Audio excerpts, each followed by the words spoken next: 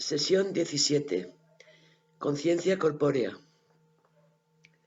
En esta sesión vamos a empezar la exploración de la conciencia corpórea, el segundo cuadrante de nuestro mapa de la conciencia. El cuerpo se está convirtiendo en algo externo a nosotros mismos, por extraño que resulte decir esto. No solo es extraño, es profundamente paradójico que aquello que tenemos más cerca, nuestro cuerpo, nos resulte distante y en ocasiones hasta incluso ajeno. A medida que la realidad virtual ha ido ganando terreno y cada vez pasamos más tiempo mirando las pantallas, las sensaciones corporales se han ido haciendo más superfluas e irrelevantes.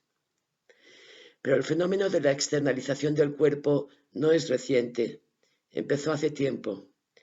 El cine y la televisión prepararon el terreno para que ahora resulte fácil conectarse a comunidades virtuales y pasar el tiempo curioseando los fantasmas propios y ajenos. Para algunos profetas del silicio, para los cuales la tecnología es un nuevo Dios, el cuerpo humano es una máquina demasiado imperfecta, enferma, envejece, caduca. Ellos sueñan con un mundo de seres incorpóreos, conectados permanentemente a la red, cuya vida social sucede a través de su propia actividad en la red y que solo requiere una limitada memoria de trabajo. En un tiempo récord, con una aceleración exponencial, la tecnología digital ha dejado de ser instrumental para convertirse en inmersiva. Ahora, los datos que producimos con nuestra propia actividad en la red se han convertido en la nueva mercancía codiciada por el nuevo capitalismo digital. El tsunami de datos que recibimos y producimos forma la nueva ecología en la que estamos inmersos. La disrupción tecnológica está servida, ya está aquí, aunque muchos no alcanzamos a comprenderla del todo. Hace unos meses tuve ocasión de escuchar a un joven de 17 años que me fue remitido por una antigua alumna que ahora trabajaba en el colegio en el que este chico estudiaba y estaba preocupada por él.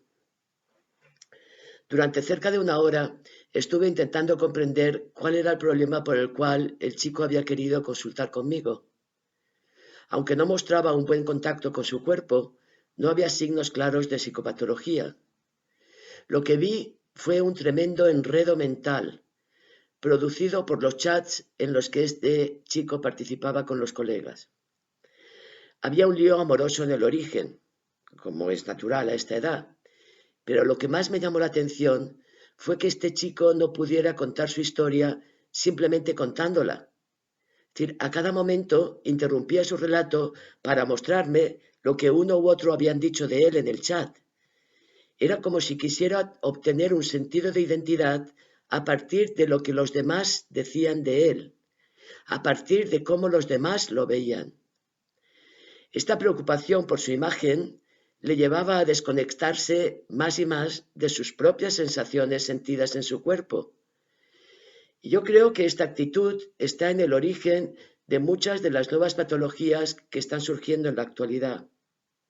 El problema aquí es que, obviamente, el espejo, los espejos, los demás, pueden devolverte cientos, incluso miles de imágenes de ti, pero no pueden decirte quién eres. El fundamento de la identidad personal está en el cuerpo, pero no en el cuerpo visto desde fuera, sino en el cuerpo sentido desde dentro. En realidad, este es un descubrimiento muy antiguo. Está presente en la Grecia clásica, así como en las principales tradiciones de sabiduría. En el cristianismo, por ejemplo, el misterio de la encarnación ha sido muy estudiado. En el Evangelio de San Juan se dice: «Y el Verbo se hizo carne y habitó entre nosotros». Si se entiende el verbo como una apropiación del logos griego, como hacen los eruditos, se ve claramente que la idea del cuerpo como un lugar habitado está presente en nuestra cultura desde hace mucho tiempo. Con frecuencia en mis clases, cuando introduzco las prácticas de la conciencia del cuerpo, utilizo esta misma expresión y hablo de prácticas para habitar el cuerpo. Al principio la expresión les resulta algo chocante, puesto que los alumnos tampoco están familiarizados con la expresión habitar el lenguaje, pero después les parece interesante y atractiva. En las prácticas de atención consciente al cuerpo, lo que exploramos son las sensaciones corporales, las sensaciones sentidas en el cuerpo. Cada emoción y cada pensamiento correlaciona con una sensación corpórea, aunque con frecuencia no seamos conscientes de ello. Si me enfado con un colega porque habla mal de mi trabajo, por ejemplo, la emoción de enfado surge a la vez que sensaciones físicas que siento en el cuerpo y que resultan desagradables. Si por el contrario me siento agradecida o atraída hacia otra persona, siento sensaciones corporales agradables de alegría, calidez, etc. Sin embargo, las sensaciones sentidas en el cuerpo tienden a pasar desapercibidas, porque la película que se genera en la mente nos hipnotiza.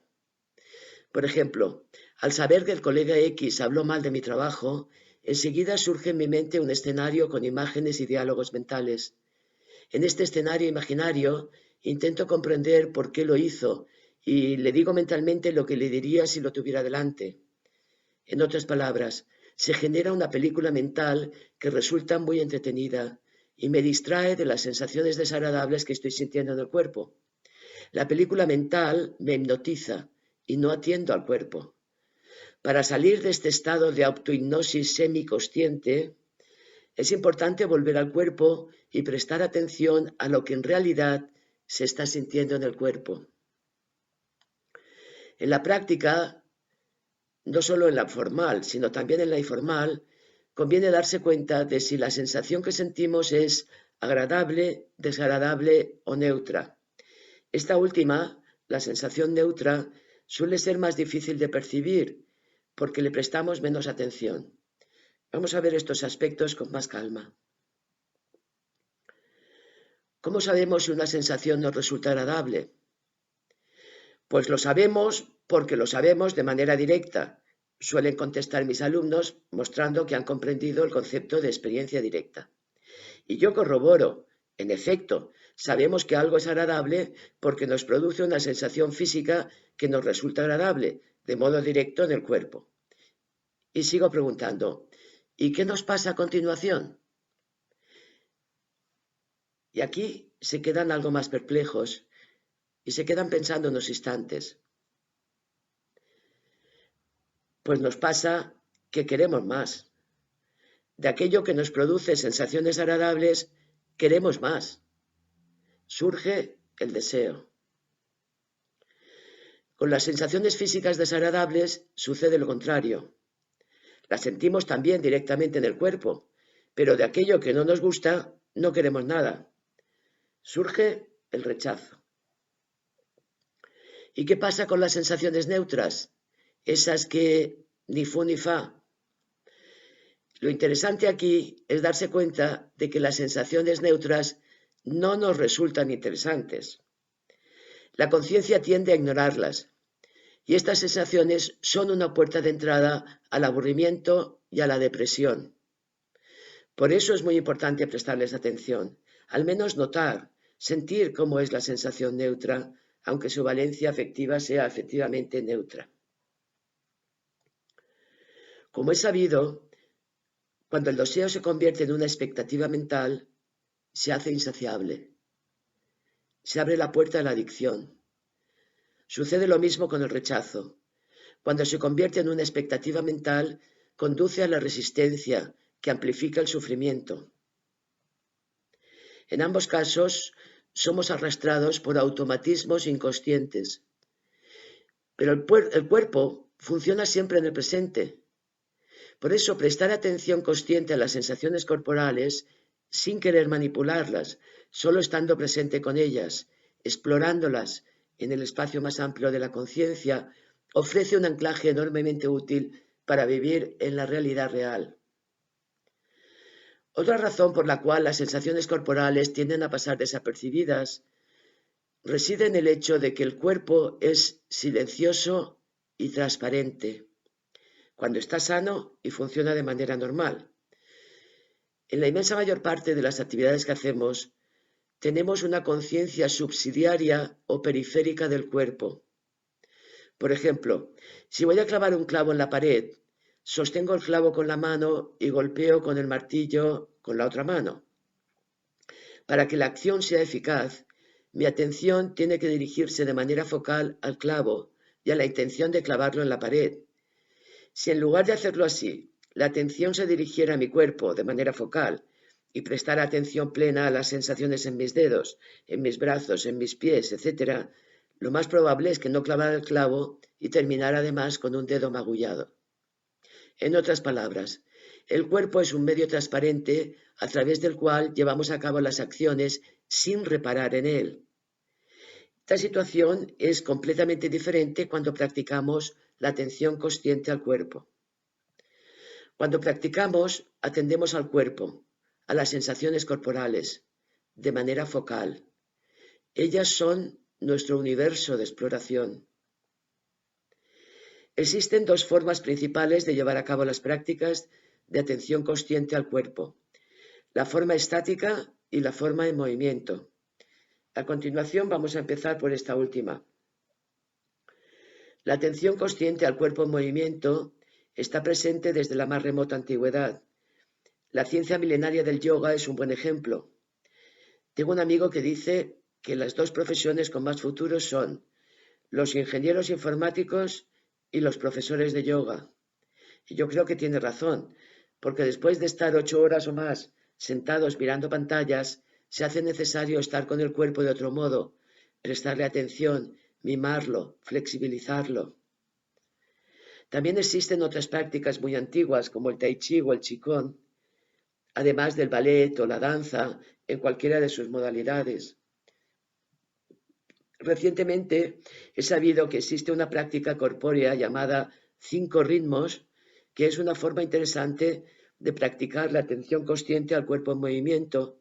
En YouTube hay vídeos sobre los 5 ritmos. Por último, el humilde caminar también puede ser una forma de práctica de la atención consciente. En este caso, la atención se coloca en las sensaciones en las plantas de los pies al caminar. Por otro lado, en su forma estática, dentro del estado de quietud corporal, la práctica consiste en recorrer de modo lento y sistemático todas las zonas del cuerpo, atendiendo a las sensaciones corporales sin manipularlas.